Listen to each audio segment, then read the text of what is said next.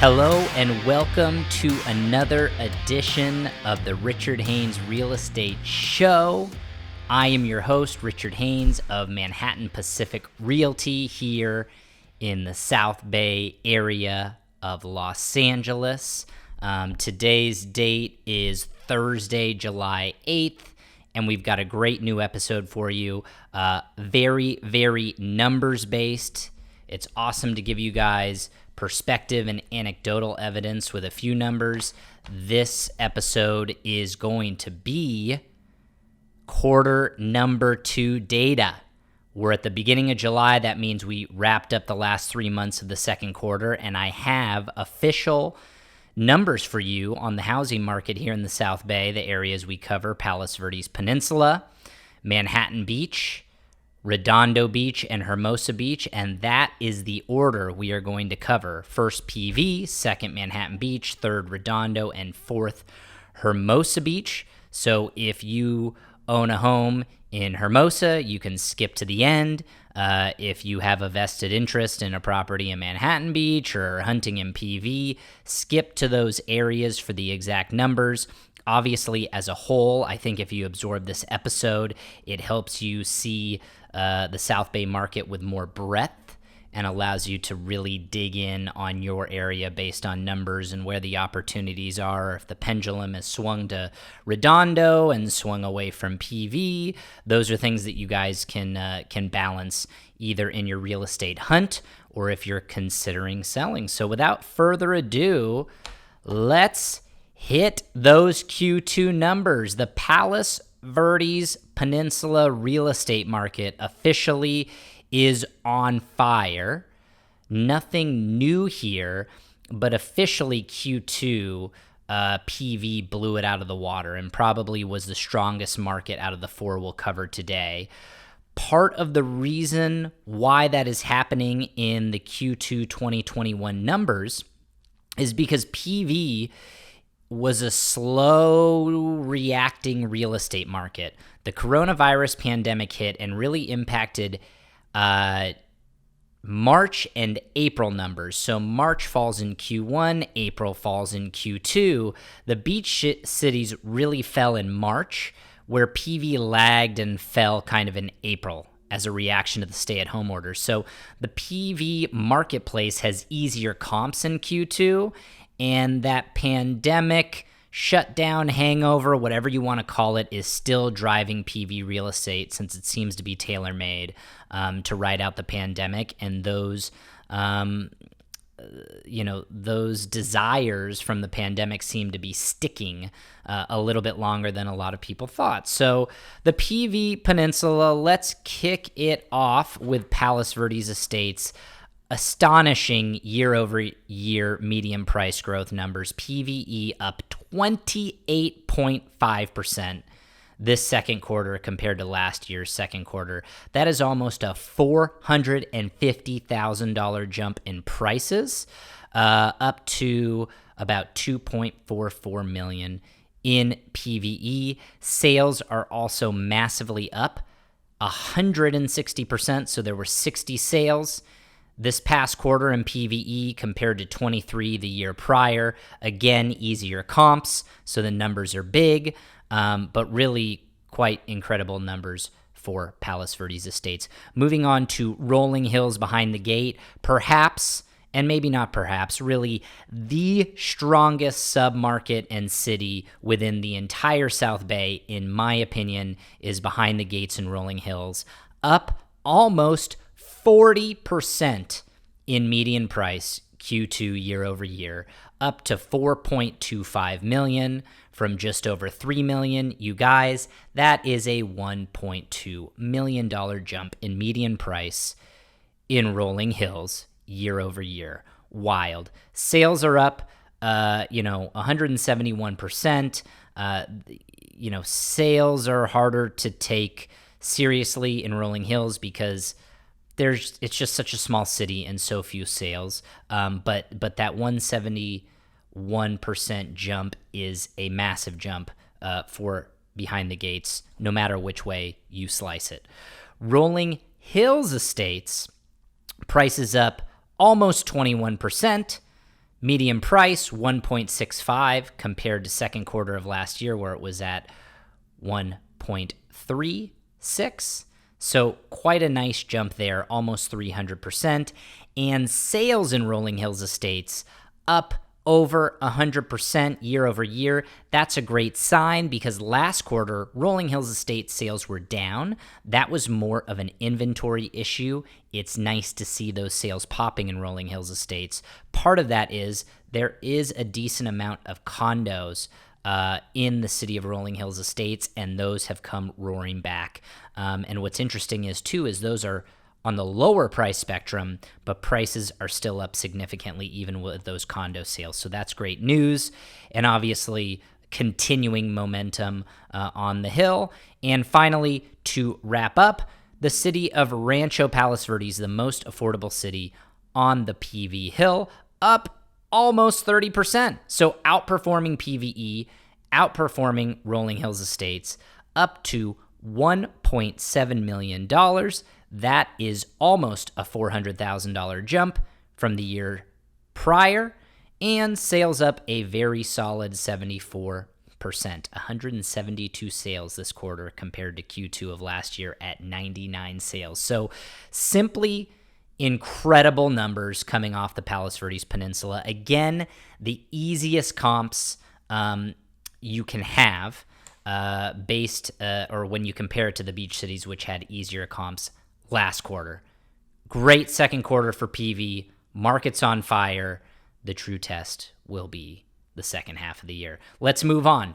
Manhattan Beach, the luxury beach city of the South Bay, had a very, very solid second quarter. Prices were up just under 15%, median prices, to a price of $2.92 million. That's a great thing. The interesting thing that's maybe a slight worry, I don't think it's a worry, but median price last quarter, Q1, was at $3.1 million, which was a record high, and now it's slipped to about $2.9 million. That's really not that concerning to me, but it's interesting to see prices decelerating, so to speak. But part of that reasoning, I think, is sales are up 122% in Manhattan Beach. And part of that reasoning is condos and townhomes are coming back, which bring down the median price in Manhattan Beach. But to see sales go to 160 sales this second quarter, and second quarter of last year saw only 72 sales, the market's darn healthy with a 122% sales jump. And like I said, it's condos and townhomes probably bringing down that number. Nothing really to worry about in Manhattan Beach. And really, a sign of strength, even though it's bringing down prices, is Manhattan Village. Manhattan Village, over the past year, has been one of the worst performing submarkets in all the South Bay because it's mainly condos and townhomes with not a lot of space and shared parking, etc. The antithesis of really what you want in the pandemic. Those prices now officially at the end of June have now rebounded to where they were before the pandemic. So Manhattan Village has come screaming back. It's not making records, but it's regained its strength. It's healthy again and now contributing to the bottom line of Manhattan Beach.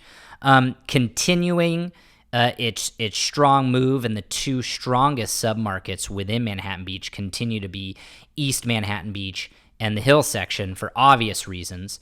East Manhattan Beach, a majority of 7,500 square foot lots. The Hill section, big lots, big homes, big views. They're perfect stay-at-home, work from home, study from home properties, and those have continued to drive higher. To wrap up on Manhattan Beach, the most interesting sale I saw was actually two sales of properties right next door to each other that ultimately was the highest sale combined. Two Strand properties that sold for $10.5 million each. One was a single-family home, one was a duplex, but it was purchased by the same buyer. What's going to happen there? Probably going to be torn down, and an amazing new home is going to be built there, most likely They have some challenges with the Coastal Commission and, taking it from 3 housing units down to 1. So they're probably going to have to put in a couple ADUs. But essentially, at least in my opinion, it's a $21 million land play. Earlier in the year, there was a corner lot that was about the same size of both of those properties that sold for about $17.5 million, around there. So this was about a $3 million premium for the land. It also happened to be more north in the 30th block, where we've never seen a property sell, that high in the 30th block or farther north. So it's a pretty bullish bet by the buyer. It's a strong move for the market and really a sale to take note of in Manhattan Beach moving forward. In the Strand, in both Hermosa and Manhattan, and behind the gates in Rolling Hills, those luxury markets have just been on fire because, interest rates are down, stock market's up. Luxury buyers are out there with cash, and they want great properties that they can stay at home during the pandemic. And really their thinking has shifted to going, hey, I want more room at home as a result of what happened with the coronavirus. So that is your Manhattan Beach report. Really, really good moves. Up 15%, not as strong as the Hill, but again, tougher comps than what the Hill had to deal with. Moving on to Redondo Beach, the largest city here in the South Bay, also one of the most affordable, and also a wide range of housing options, from very affordable condos to very expensive, Strand-like homes on the Esplanade. So Redondo Beach as a whole up, median price, second quarter, 17.7%, up to 1.295. That's a jump of $195,000 from the quarter last year. And sales up a nice 101%. This is great to see for Redondo Beach, because Redondo Beach really got hammered the hardest during the coronavirus pandemic. So it got hammered the hardest. It's recovering. It's not as big of a surge as some that we've seen in the past couple of quarters with Manhattan Beach and the PV Hill, but it's nice to see strength, and maybe even strength, if you can call it that, because it still has some ways to go to really catch up with some of the counterparts within the South Bay, but it's really made a nice recovery and has some good strength here. How many times have I said that word?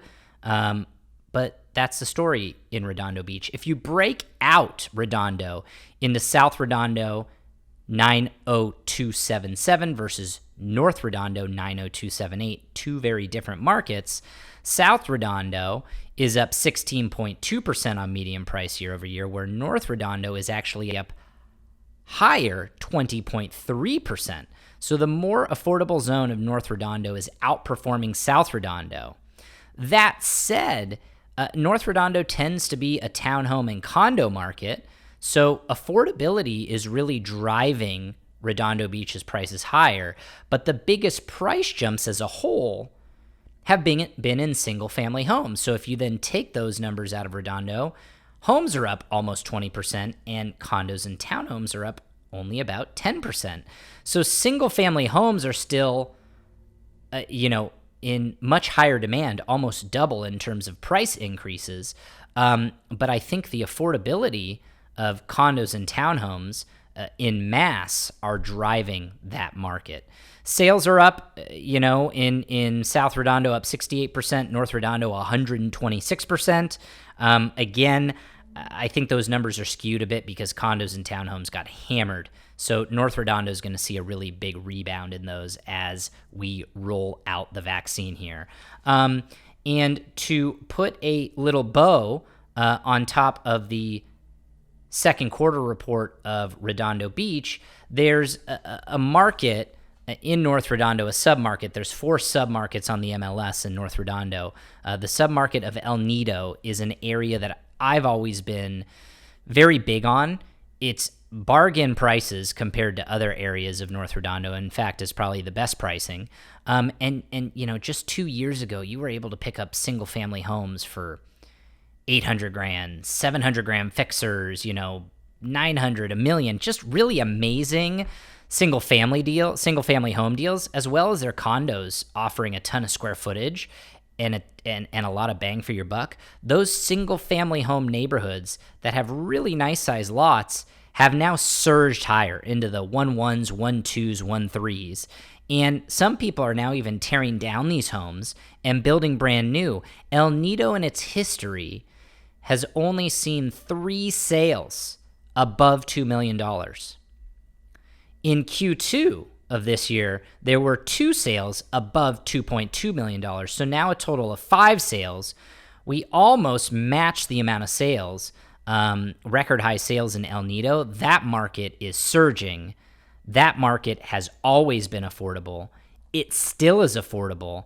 And I'm bullish on that area because as they build new construction homes or remodel those great, sub 1 million, 1.1 homes, people are going to dive into those homes going, why am I paying, 1.4, 1.5 for a tall and skinny when I can get a 1-level home with a backyard?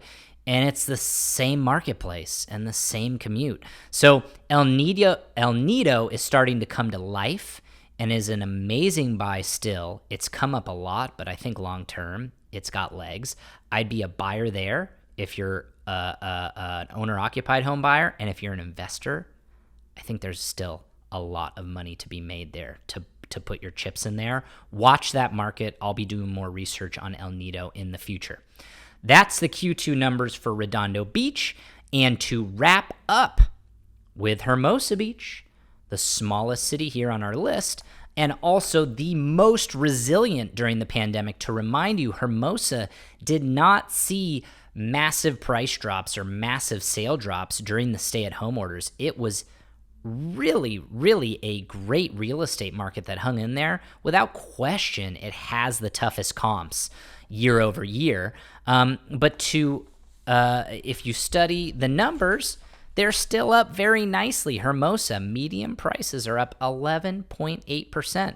So not as strong as any of the other areas, but, almost 12% is incredible and right in line with the state. And the fact that it wasn't as volatile as other cities and didn't go down, that's really nice price growth out of Hermosa Beach. Sales are up 100%.